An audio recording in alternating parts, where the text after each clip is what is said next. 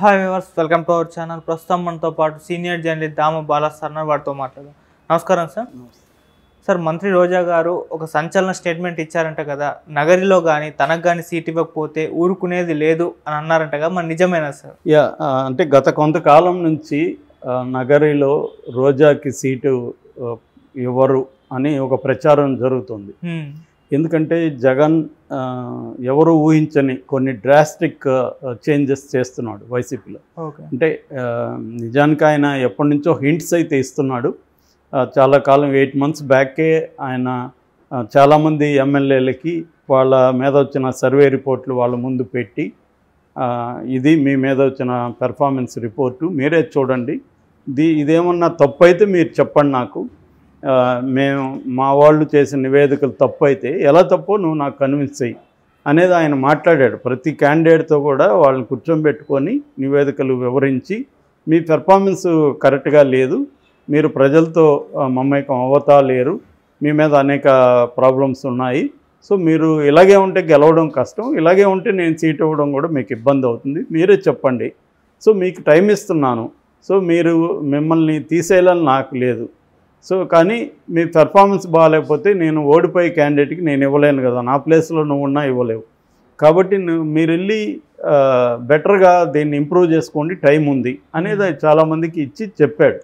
దాంతో పల్లె నిద్ర అని గడపకు ఎమ్మెల్యేలు వెళ్ళడం, ప్రభుత్వం అని సురక్షా కార్యక్రమం, రకరకాల కార్యక్రమాల్లో ఎమ్మెల్యేలని ఇన్వాల్వ్ చేయడానికి కోసమే అవన్నీ పెట్టాడు. ఇప్పుడు కూడా సామాజిక సాధికార యాత్ర కూడా అందుకే పెట్టింది. ఎంపీలు ఎమ్మెల్యేలు ప్రజల్లో ఉండడానికి ఆయన కొన్ని డిజైన్ చేసి ఇచ్చాడు వాళ్ళకి.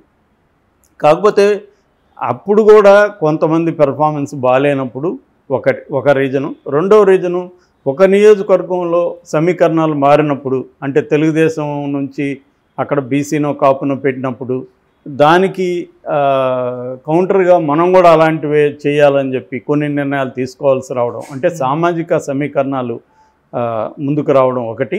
రెండోది, గెలిచే క్యాండిడేట్ ఈ నియోజకవర్గంలో గెలవకుండా ఇంకొక నియోజకవర్గంలో ఈయన గెలిచే అవకాశం ఉందని కానీ నివేదిక వచ్చినప్పుడు నియోజకవర్గాలను మార్చడం, లేదా ఎమ్మెల్యే నుంచి ఎంపీగా మార్చడం, ఎంపీ నుంచి ఎమ్మెల్యేలుగా మార్చడం, ఇలాంటి నిర్ణయాల్ని తీసుకున్నాడు జగన్.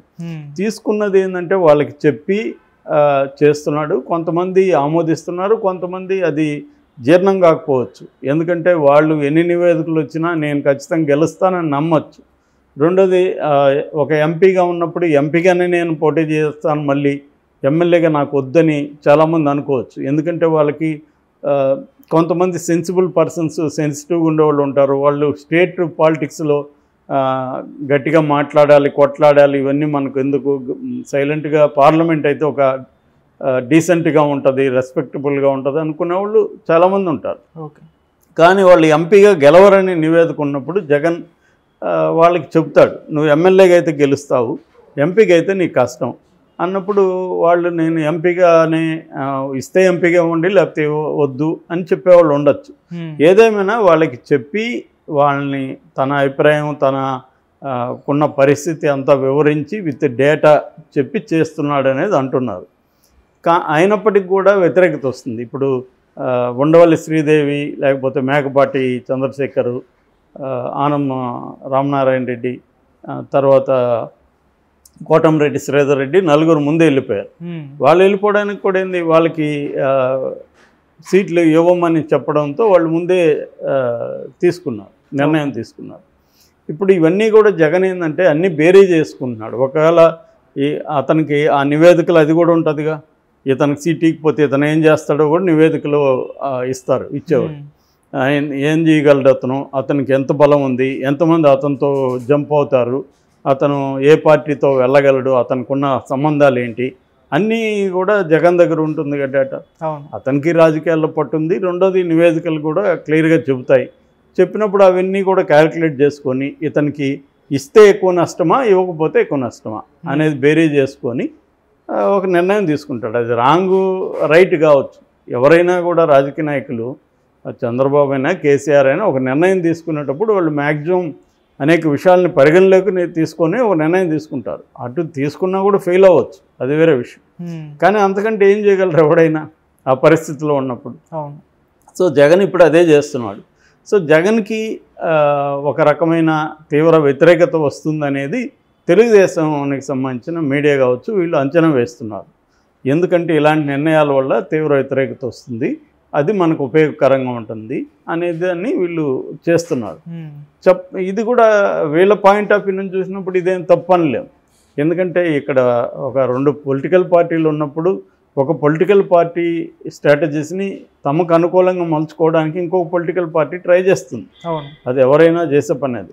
సో ఈ కాంటెక్స్లో చిత్తూరు జిల్లా గురించి వస్తున్న వార్త ఏంటంటే అక్కడ పెద్దిరెడ్డి రామచంద్రారెడ్డి, కుప్పంలో భరత్ చంద్రబాబుకి వ్యతిరేకంగా నిలబడిపోయే క్యాండిడేట్, వీళ్ళిద్దరిని తప్ప మిగతా వాళ్ళ విషయంలో క్లారిటీ లేదు, అందరూ కూడా గందరగోళంలో ఉన్నారు రోజాతో సహా అనేది ఒక వార్త వినిపిస్తుంది. రోజా పరిస్థితి ఏంటంటే ఆమె 2004లో నగరి నియోజకవర్గంలో నిలబడింది. అప్పట్లో రెడ్డివారి చెంగారెడ్డి, మా ఊరు అక్కడే ఉంటుంది, రెడ్డివారి చెంగారెడ్డి కొప్పేడు అంటారు, మాది పక్కన శ్రీరామపురం. సో మా ఊరు పక్కనే రెడ్డివారి చెంగారెడ్డి. ఆయన చాలా కాలం మినిస్టర్గా కూడా పనిచేశాడు చెన్నారెడ్డి గవర్నమెంట్లో, ఆ తర్వాత కూడా. సో ఆయన స్థానికంగా మంచి పట్టు ఉంటుంది ఆయనకి. సో ఆయన మీద పోటీ చేసి ఈమె 5,000 ఓట్ల తేడాతో ఓడిపోయింది. దాంతో మళ్ళీ చంద్రగిరికి పంపించారు ఈమె. అప్పుడు తెలుగుదేశం తరఫున, ఆయన కాంగ్రెస్ నుంచి. మళ్ళీ ఈమె చంద్రగిరిలో పోయి చంద్రగిరిలో కూడా ఓడిపోయింది. దాని తర్వాత వైసీపీలోకి వచ్చి 2014లో ఇక్కడ గెలిచింది, ఇక్కడ నిలబడింది ముద్దుకృష్ణనాయుడు మీద.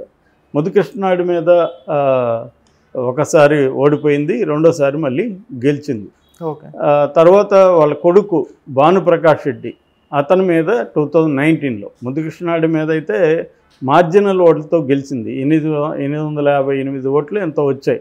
అప్పట్లో మా ఊర్లో కూడా గొడవలు అయినాయి అన్నమాట. ఎందుకంటే ముద్దుకృష్ణనాయుడికి మా ఊరు స్ట్రాంగ్ బెల్ట్ అనమాట అప్పట్లో. అప్పుడు అక్కడ కూడా గొడవలు అయినాయి. సో ఏదేమైనా ఆమె గెలిచింది అప్పుడు మార్జినల్ ఓట్లతో. ఆ తర్వాత మొన్న కూడా 2019లో కూడా 2,700 చిల్లర ఓట్లతో ఆమె భానుప్రకాష్ రెడ్డి మీద గెలిచింది. దానికి కారణం కూడా ఈమె గొప్ప కంటే భానుప్రకాష్ రెడ్డి ఇంట్లో, అంటే ముద్దుకృష్ణనాయుడు కొడుకే భానుప్రకాష్ రెడ్డి, వాళ్ళ ఇంట్లో 2 కొడుకులు, భార్య ఉంది. ముద్దుకృష్ణనాయుడు చనిపోయాడు. చిన్న కొడుకు భార్య ఒకవైపు అయితే భానుప్రకాష్ రెడ్డి ఒకవైపు. సో దానివల్ల వాళ్ళ ఇంట్లోనే వ్యతిరేకత ఉంది, తెలుగుదేశం వర్గీయుల్లోనే కొంత డిఫరెన్సెస్ ఉన్నాయి. దానివల్ల ఈమె గెలవగలిగింది ఆ మార్జిన్తో, లేకపోతే ఈమె కష్టమైండేది. బట్ ఇప్పుడు ఆమె గెలుస్తుందా లేదనేది జనాలు ఏమనుకుంటున్నారు ఏంటంటే, నిజానికి వాళ్ళ హస్బెండ్కి అక్కడ మంచి పేరు ఉంది. ఆ సెలవుమణికి ఏంటంటే ఆయన పద్మశాలి సామాజిక వర్గానికి చెందినవాడు, చెంగల్పట్టు దగ్గర. ఆయనకి లోకల్గా నగిరి నియోజకవర్గంలో, నగిరి చుట్టుపక్కలంతా కూడా వీళ్ళే ఎక్కువ ఉంటారు. వాళ్ళంతా కూడా తమిళియన్స్, యాక్చువల్గా తమిళ్ మాట్లాడుతారు. నగిరి అనేది తమిళ్ బార్డర్, సగం తమిళ మాట్లాడుతుంటారు, అది బైలింగ్వల్ ఏరియా. అందువల్ల ఆయనకి వాళ్ళతో ర్యాపో బాగుంటుంది. ఆయన ఇంట్లో ఉండి అన్ని పనులు చూస్తుంటాడు. ఈ మీద ఎందుకు వ్యతిరేకత ఉందంటే, ఈమె ఒక ఎమ్మెల్యేగా అక్కడ ఉండి ఫోకస్ చేసి అక్కడ ప్రజల సమస్యలు పట్టించుకోకుండా హైదరాబాద్లో కూర్చొని జబర్దస్తులు ప్రోగ్రాములు, ఈమె ఎమ్మెల్యేగా ఉండి విన్నేందుకు? దట్ ఈజ్ ఆమె చేసిన మేజర్ మిస్టేక్. ఏంటంటే ఎమ్మెల్యేగా ఉన్నప్పుడు ఎమ్మెల్యేగా ఉండు, మళ్ళీ ఈ జబర్దస్త్ కార్యక్రమాలంతా దానివల్ల చీప్ ఇదైపోయింది ఆమె. రెండోది ప్రజలకు అందుబాటులో లేకుండా పోయింది. ఎప్పుడైనా ఎమ్మెల్యేగా ఎందుకు ఇస్తారు మనకి? ప్రజల సమస్యల్ని పరిష్కరించడానికి, ప్రజల అక్కడ ఉన్న సంబంధించిన అభివృద్ధి యాక్టివిటీస్ని ముందుకు తీసుకెళ్ళడానికి కదా ఎమ్మెల్యేగా ఇస్తారు. అది చేయకుండా ఏమే భర్తకు వదిలేసి ఇక్కడ వచ్చి హైదరాబాద్లో కూర్చొని ఎప్పుడు చూసిన టీవీల్లో కనబడుతుంది, ఈ ప్రోగ్రాములు చేసుకుంటా ఉన్నది. ఆ మినిస్టర్ అయినాకనే ఇవి ఆపింది. That is the wrong. అది ఆమె చేసిన పని. ఆమెకు ఒక మంచి అవకాశం వచ్చినప్పుడు దాని మీద ఫోకస్ చేసి ఉంటే ఆమెకు మంచి భవిష్యత్తు ఉండేది. అది చేయలేదు. అందువల్ల క్రిటికల్ పొజిషన్ అయితే ఉంది. కాకపోతే ఆమె ఒక ప్రశ్న అడిగింది ఇప్పుడు ఇంటర్వ్యూలో. ఆమె అయితే మీరు అడిగినట్టుగా నాకు ఇకపోతే ఊరుకోననేమి అనలేదు. నేను ఆ వీడియో చూశాను. ఆ వీడియోలో ఏమంటుందంటే, మీ పచ్చ మీడియా ఆనందం పొందుతుంది, నాకు ఇవ్వరని, నాకు ఇస్తారని మా అందరికీ తెలుసు, ఇవ్వకపోయినా కూడా మేమేమి బాధపడము, జగనన్న గెలిపే మాకు కావాలి అని అంటుంది. కానీ ఆమె ఖచ్చితంగా ఇవ్వకపోతే గొడవ చేసే అవకాశాలు అయితే ఉన్నాయి. ఆమె ఏమంటుందంటే, నేను ఇక్కడ పోటీ చేయకపోతే రామోజీరావు చేస్తాడా, రాధాకృష్ణ వచ్చేస్తాడా అని కూడా అడిగింది ఆమె. అంటే ఆల్టర్నేటివ్ క్యాండిడేట్ అయితే ఇమ్మీడియట్గా అక్కడ ఎవరు లేరు నాకు తెలిసి కూడా. మరి జగన్ ఏం ఆలోచిస్తున్నాడు, నివేదికలు ఏమున్నాయనేది తెలీదు. ఇప్పటికిప్పుడైతే ఆల్టర్నేటివ్ క్యాండిడేట్ అక్కడ రెడీగా అయితే లేరు, ఈమె కాకుండా వైసీపీలో. అక్కడ వాళ్ళ నగరిలో కొంత ఈమెకి వ్యతిరేక వర్గం కూడా ఉంది. వాళ్ళని కలపడానికి కూడా జగన్ కూడా మొన్న ట్రై చేస్తాడు. అదొక ప్రాబ్లం ఉంది రోజాకి. లోకల్గానే ఒక వ్యతిరేక వర్గం వైసీపీలోనే ఆమెకు ఉంది. దానివల్ల ఆమె కొన్ని ఇబ్బందులు అయితే ఉన్నాయి. అట్లాగే పెద్దిరెడ్డి రామచంద్రారెడ్డి కూడా ఈమెకి టికెట్ ఇవ్వడం పట్ల వ్యతిరేకత ఉందని చెప్తున్నారు. కానీ జగన్ అయితే ఈసారి ఏ రకమైన మొహమాటాలకు పోదలుచుకోలేదని క్లియర్ అవుతుంది. ఆ రకంగా ఇంక వేరే ఆల్టర్నేట్ లేదు, ఈమెకి ఇచ్చి గెలిపించడానికి చేద్దాం అనుకుంటే ఇస్తాడు. లేకపోతే మాత్రం నగిరి నియోజకవర్గంలో కొద్దిగా ఇబ్బందులు అయితే ఉన్నాయి రోజు. Okay, thank you sir.